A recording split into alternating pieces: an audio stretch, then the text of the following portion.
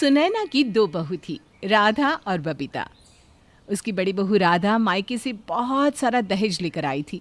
बस यही वजह थी कि सुनैना राधा को सर पर बिठा कर रखती थी, तो वहीं दूसरी और बबीता को ज़रा भी पसंद नहीं करती, क्योंकि सुनैना के छोटे बेटे वीर ने अपनी मर्जी से शादी की थी और बबीता दहेज में कुछ भी नहीं लेकर आई थी। ऐसे ही एक दिन, माँ जी, मैं अपने लिए चाय बनाने जा रही थी तो सोचा आपसे पूछ लूं। अरे बहू, जब घर में वो कलमुही बबीता है तो तू क्यों काम करती है? तेरे माँ बाप ने हमें इतना दहेज दिया है कि हमारा हक ही नहीं बनता तुझसे नौकरों की तरह काम करवाने का। अरे घर की नौकरानी तो वो बबीता है जो दहेज में हमारे लिए एक साड़ी भी नहीं लेकर आई। तो फिर ठीक है ना माँ जी, हम अपने घर की फ्री की नौकरानी से ही काम करवा लेते हैं। अब सुनैना अपनी बड़ी बहू राधा के साथ मिलकर अपनी छोटी बहू को परेशान करती है। समय यूं ही बीतता है। बबीता भी अपनी सास और जिठानी की सारी चालों को समझने लगती है। ऐसे ही एक दिन बबीता कपड़े प्रेस कर रही होती है, तभी जानबूझकर सुनैना उसे अपने पास बुला लेती है और इसी बीच राधा गर्म प्रेस कपड़े पर रख देती है और अपनी साड़ी खुद ही जलाकर सारा इल्ज़ाम बबीता पर लगाती है। तुमने मेरी इतनी महंगी साड़ी जला दी। माँ जी, देख रही हो ना आप अपनी छोटी बहू की करतूत, देखिए क्या किया है इसने। मैं सच कह रही हूँ माँ जी, मैंने दीदी की साड़ी नहीं जलाई। मुझे अच्छे से याद है, जब आपने मुझे बुलाया था तो मैं प्रेस को साइड में रख कर गई थी। इसका मतलब ये सब झूठ है? मेरी साड़ी अपने आप जल गई? ऐसा भी तो हो सकता है ना दीदी कि आपने अपनी साड़ी खुद जलाई हो। बबीता के इतना कहती ही राधा उसे एक थप्पड़ लगा देती है और अपनी सास से कहती है, देख रही है माँ जी, इसकी हिम्मत कितनी बढ़ती जा रही है। मेरी मानिए तो इसे धक्के मारकर इस घर से निकाल दीजिए। वैसे भी कौन सा देवर जी को आपकी फिक्र है जो आप अपने बेटे की इतनी चिंता कर रही हैं, और आपका ख्याल रखने के लिए मैं तो हूं ना। राधा के कहने पर सुनैना अपनी छोटी बहू को घर से निकालने का फैसला करती है, जिस पर वीर अपनी माँ से कहता है, ये कहाँ का इंसाफ है माँ? आप ऐसा नहीं कर सकती। आप अपने दोनों बच्चों में भेदभाव नहीं कर सकती माँ। अगर आप चाहती है कि मैं अपनी बीवी को लेकर यहाँ से निकल जाऊँ तो आप मुझे मेरा हिस्सा दे दीजिए। हिस्सा? अरे कैसा हिस्सा? बड़ी बहू दहेज में बहुत कुछ लेकर आई थी। घर में जितनी भी चीजें हैं सारी बड़ी बहू लेकर आई थी, पर तेरी बीवी क्या लेकर आई? कुछ भी तो नहीं। फिर तू किस बात का हिस्सा मांग रहा है? माँ, मैं अपना हिस्सा मांग रहा हूँ जो पापा मेरे लिए छोड़ कर गए थे। अगर आपको अपनी बड़ी बहू के साथ रहना है तो आप रहिए, बस मुझे मेरा हिस्सा दे दीजिए। माँ जी, अगर देवर जी अपना हिस्सा मांग ही रहे हैं तो दे दीजिए ना इन्हें इनका हिस्सा। वो जो बांस का पेड़ है ना, वो पेड़ और वो जमीन इन्हीं को दे दीजिए। मैं तो भाई इस छोटे से घर में भी खुश हूँ। राधा बड़ी चालाकी से अपने देवर देवरानी को घर से निकलवा देती है और हिस्से के रूप में अपने देवर देवरानी को बांस का पेड़ और वो जमीन दे देती है। पर वीर और बबीता भी हार नहीं मानते। वो दोनों उस जमीन को खुशी खुशी रख लेते हैं और बबीता उसकी कटाई करवा कर उसी बांस से अपना घर बना लेती है। सच में बबीता, तुम तो बहुत तेज हो। मैंने कभी सपने में भी नहीं सोचा था कि हमारा बांस का घर होगा।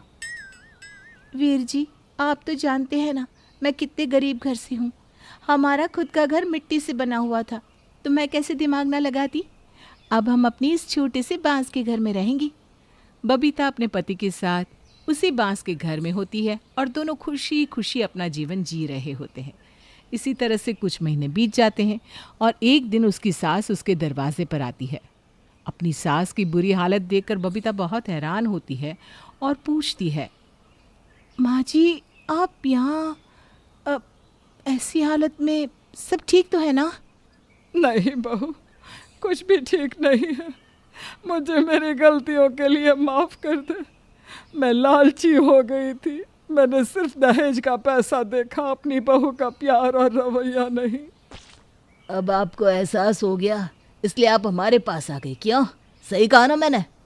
वीर, ये कैसे बात कर रहे हो तुम? वो तुम्हारी माँ है। माँ जी, आप शांत हो जाइए और मुझे बताइए क्या हुआ, आपकी ये हालत कैसे हुई? बहू, मुझे लगा बड़ी बहू मेरा बहुत सम्मान करेगी, जिस तरह वो मुझसे प्यार करती थी, मुझे लगता था कि बहू के रूप में मुझे बेटी मिली है।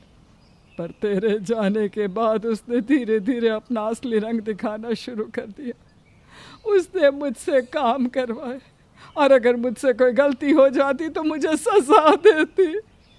जब मैंने इसके खिलाफ आवाज़ उठाई तो उसने कहा, दहेज देकर उसने हमें खरीद लिया है, और आज उसने मुझे घर से भी बाहर निकाल दिया। माँ जी शांत हो जाइए। अब आप अपनी छोटी बहू के पास आ गई हैं। आपके आने के बाद सही मायने में अब मेरा ससुराल बना है। बिना सास की ससुराल नहीं होता। सुनैना के आने के बाद बबीता की खुशियाँ दुगनी हो गई थी।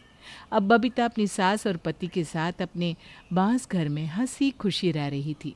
तभी एक दिन जब बबीता बाजार जाती है, उसे मोहल्ले की औरतों से जिठानी के बारे में सुनने को मिलता है।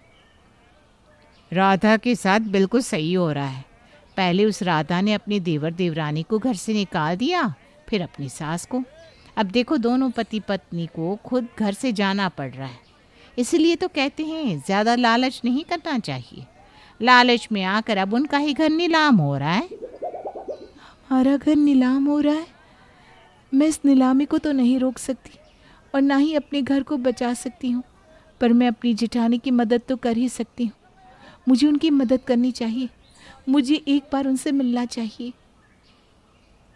अब जैसे ही बबीता को पता चलता है कि उनका घर नीलाम हो रहा है और उसकी जेठानी सड़क पर आ गई है, वो अपनी जेठानी की मदद करने के लिए जाती है और अपनी जेठानी को अपने बांस के घर में ले आती है। बबीता, तुम बहुत अच्छी हो। मैंने तुम्हारे साथ कितना बुरा किया और तुमने मुझे अपने बांस के घर में रहने की जगह दी। दीदी, बुरे समय में अपने ही तो अपनों के काम आते हैं। अब सारी पुरानी बातें भूल जाओ।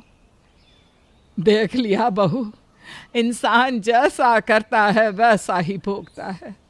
बबीता बहू का दिल बहुत बड़ा है। मुझे भी माफ़ किया और तुझे भी। भले ही बबीता का सब कुछ उससे छीन चुका था, पर जब उसकी सास जेठ जेठानी उसके साथ रहने आते हैं तो सही मायने में उसका ससुराल उसे मिलता है। यही सोचकर बबीता बहुत खुश थी।